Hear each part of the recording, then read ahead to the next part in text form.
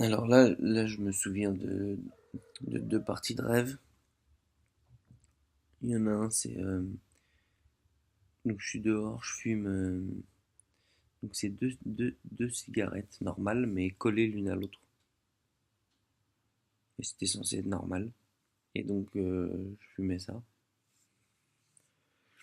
Et en même temps que je fume ça, il y a des gens que je connaissais autour de moi. Enfin, j'étais dans un environnement où je connaissais des gens. Il y avait un mec dans une voiture que je connaissais dans cinquantaine d'années, qui est le père d'une pote. Le père d'une pote qui existe vraiment. Par contre, il n'avait pas du tout la même tête. C'était pas du tout sa bonne tête, mais bon, c'est pas grave. Pourtant, c'était lui. Et, euh, et je me penche à sa fenêtre parce qu'il conduisait. Il était à l'arrêt.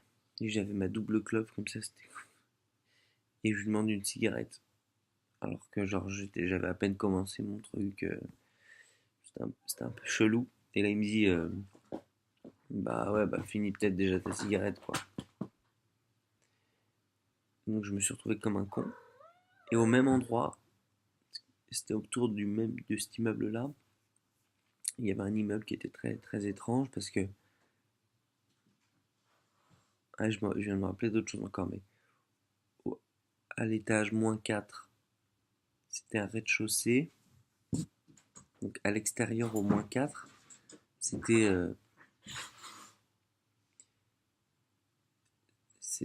c'était il y avait un petit parking autour de l'immeuble, c'était une tour. Donc le -4 était un rez-de-chaussée avec un parking. Et au zéro, c'était une espèce de colline. J'ai mes chats qui sont en train de se battre. Oh. Enfin voilà. Donc au zéro, c'était un immeuble planté dans une colline. Donc il n'y avait même pas de route, même pas de parking, il n'y avait que dalle. Et au -4, c'était un, la base de l'immeuble était sur un parking en mode classique, quoi. Comme si entre le -4 et le zéro, donc tu avais le vide, l'air, etc. Qu'après tu avais de la terre. C'était complètement, c'était complètement fou.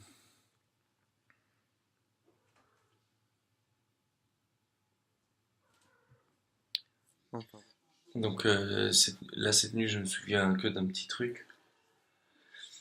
C'est qu'à un moment, j'étais en ski. J'étais au ski, quoi.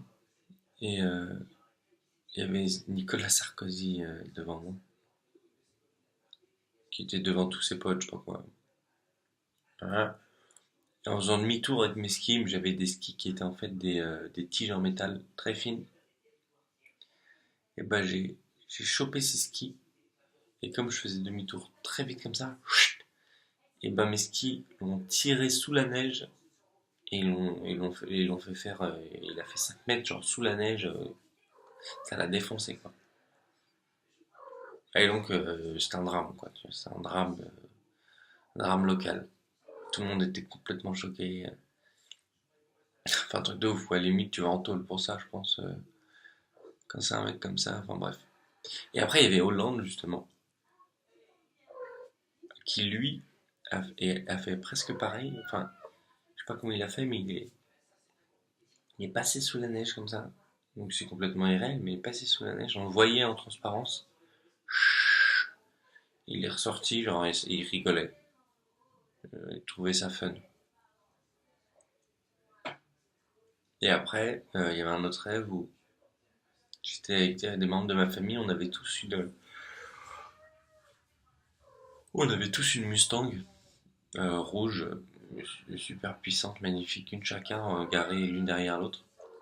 Chacun son tour, on prenait la nôtre et on se suivait. Il y en avait qui étaient en scooter. Et putain, elle avait une patate. Elle était surpuissante. Voilà, c'est tout ce dont je me souviens. Bon bah, là je viens de me réveiller Et j'ai rêvé, donc j'ai fait pas mal de rêves. Et c'est pas facile de m'en souvenir. Mais un moment, là, ça m'a un peu marqué.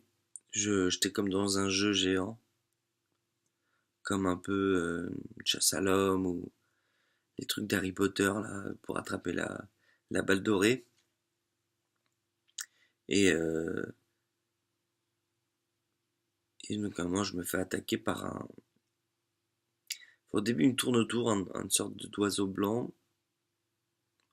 C'était plus gros c'était un oiseau, mais en longueur assez long. Et un peu grassouillet, tu vois. Un peu comme une marmotte, genre. Il me tourne autour au début, autour de ma tête. Et tout d'un coup, bam, il commence à m'attaquer. Mais par contre, il me mord sévère. Il me mord vraiment fort. Et il y avait tellement un bec large que il m'avait chopé un bout de bras, carrément. Il me gobait le bras, limite. Je crois qu'il me bouffait un truc. Et j'ai vraiment pas envie de le tuer. J'essayais de m'en débarrasser, mais en fait, il commençait vraiment à presque me tuer, quoi. Et j'avais une flèche dans la main. Donc j'ai réussi à le mettre par terre, à le bloquer avec mon pied. Et avec la flèche que j'avais dans la main, je lui ai transpercé la gorge. C'était assez horrible parce que, je sais pas, c'était triste. Parce que je voulais pas faire ça. Ce qui est bizarre, c'est que pendant ça a changé de personnage, c'était plus moi. C'était quelqu'un d'autre. Et moi, j'étais à côté après, je crois. Ou plus là du tout. Je crois que j'étais à côté quand même. Et la personne retire la flèche. Elle retire la flèche pour la laisser, pour se dire, bah, maintenant qu'elle s'est calmée, peut-être que le fait d'enlever la flèche, ça va la laisser vivante, quoi. En fait, elle enlève la flèche et le sang a coulé, et l'oiseau bougeait plus. Voilà.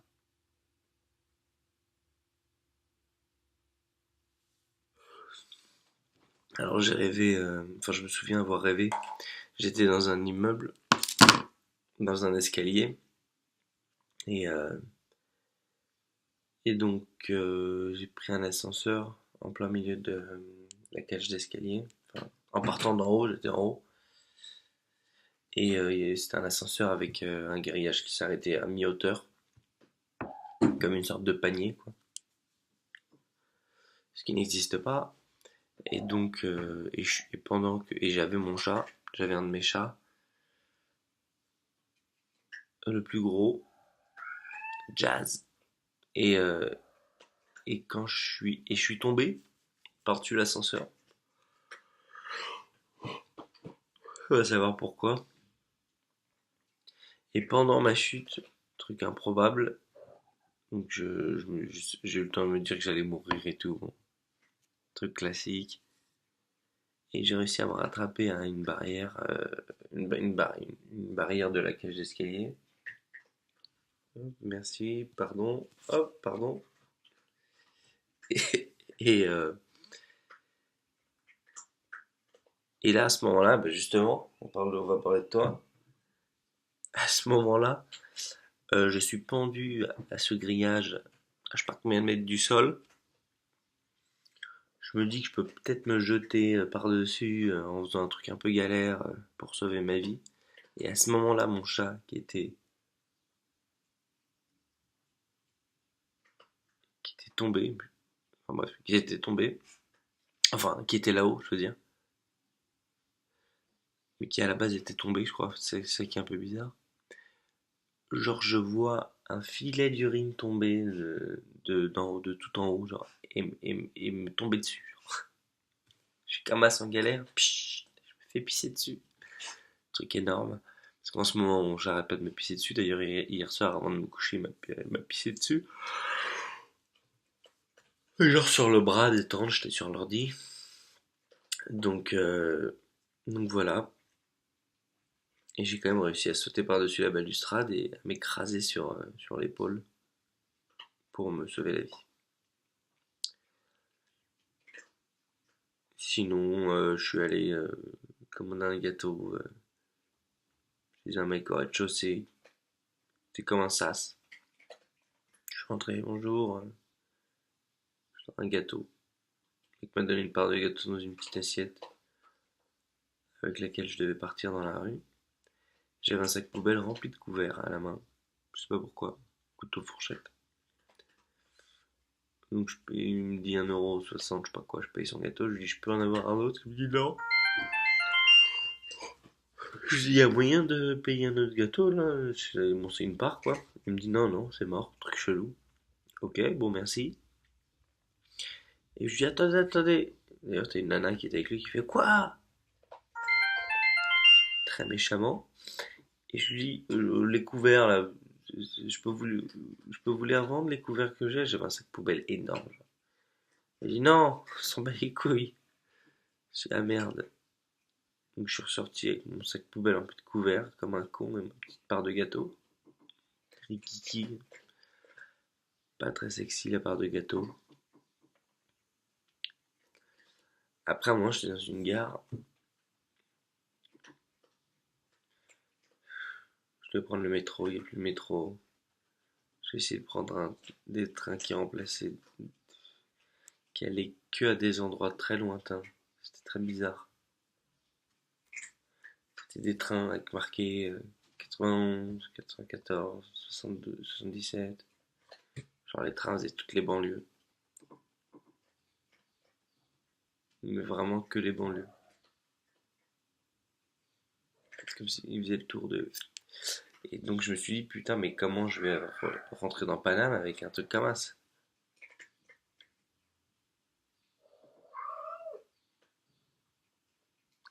Voilà, j'ai des bribes de trucs encore, mais c'est pas très racontable, c'est compliqué à comprendre, pas très intéressant.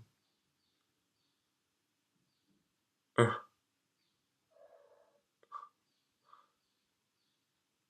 un moment, je suis dans un petit appart, dans mon appart, bon, pas celui-là, bizarrement, et la porte est mi-ouverte, bon, vraiment entre-ouverte. On est à l'intérieur, je suis avec des potes, et donc je m'en vais pour fermer la porte, et là, t'avais deux mecs collés à ma porte, genre appuyés sur ma porte, détente un peu. Tu sais, des mecs que je connais pas. Je ferme ma porte. Genre, il y en a un, je crois que ça bloque un peu avec son pied. Je force. Mais tu sais, tout était très normal. Personne ne dit aïe ou attention ou non, non, non, non. Bon, normal. Voilà. 5 minutes 29 de bribes de rêve. Et pour info, je commençais à midi aujourd'hui. Il est midi et quart.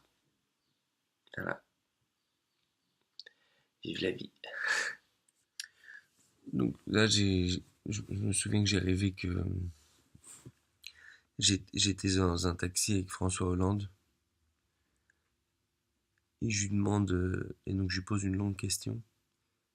Je dis, est-ce que avec votre rythme et tout, tout ce que vous faites, etc., la question elle a duré 5 minutes. Est-ce que vous pensez, est-ce que vous couchez après 23h, c'est un drame? Et il m'a dit oui. Et je trouvais ça hallucinant que le mec se couche vers 22h, 23h, alors qu'il est président. Enfin, c'est vrai que maintenant ça paraît un peu con. Et là, je viens de me souvenir que c'était moi ou c'était quelqu'un d'autre, je sais plus. Euh, C'était moi quand même. Mais à la base, c'était pas moi. Et je me rends compte que je rêve tout le temps de ça. Enfin bref. J'étais en haut d'une montagne enneigée. Mais à la base, c'était pas moi. C'était l'histoire d'un mec qui était en haut d'une montagne enneigée. Il avait donc il avait été en galère. Il avait été bloqué par une sorte par l'éruption. Ah oui.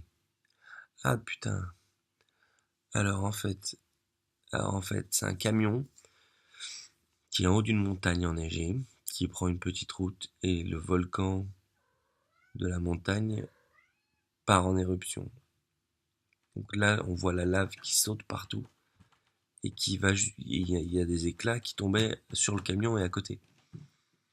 Et le mec, je me souviens, il roule tellement au bord du vide pour éviter la lave le plus possible, que je me disais putain mais le mec va tomber, il avait tout le côté du camion dans le vide, c'était irréel d'ailleurs, c'était complètement illogique, il aurait dû tomber, parce qu'il avait que les roues d'un côté sur la route, et toutes les autres roues dans le vide. Voilà, donc pas normal. Et il y avait tellement de lave qui partait sur le camion et tout, que tout d'un coup, on voit le mec qui sort, et donc je sais plus qui m'a expliqué ça, mais on m'a dit, et le mec était un skateboarder, mais avait trouvé un système pour inverser le skateboard, mettre des énormes chaussettes là où il y a les roues et tout, et mettre ses pieds dedans, etc. Ce qui fait qu'à l'envers, ça faisait un surf. Un surf un peu incliné, puisqu'un skateboard c'est incliné, donc à l'envers, je me rappelle, c'était un peu space, mais apparemment ça marchait super bien. Et bim, il se sort du camion, et il prend la descente, sauf que là par contre c'est moi maintenant.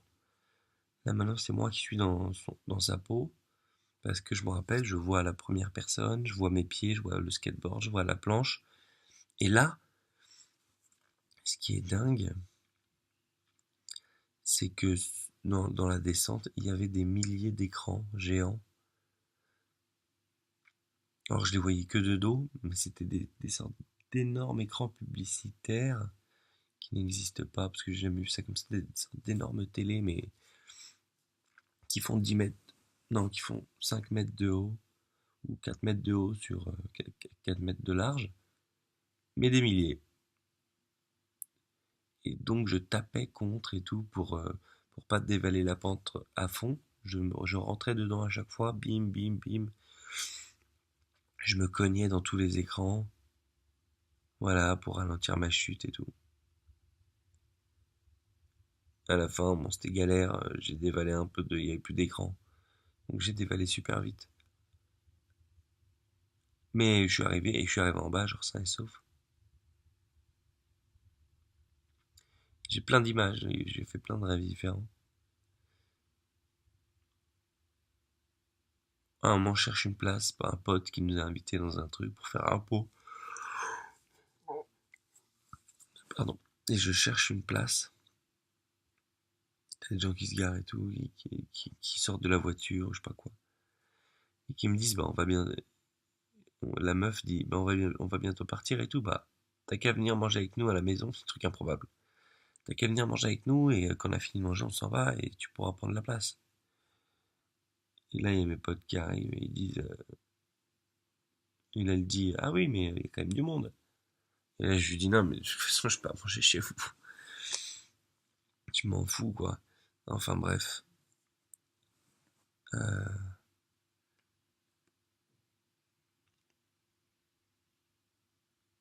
voilà, pour l'instant, on va s'arrêter là.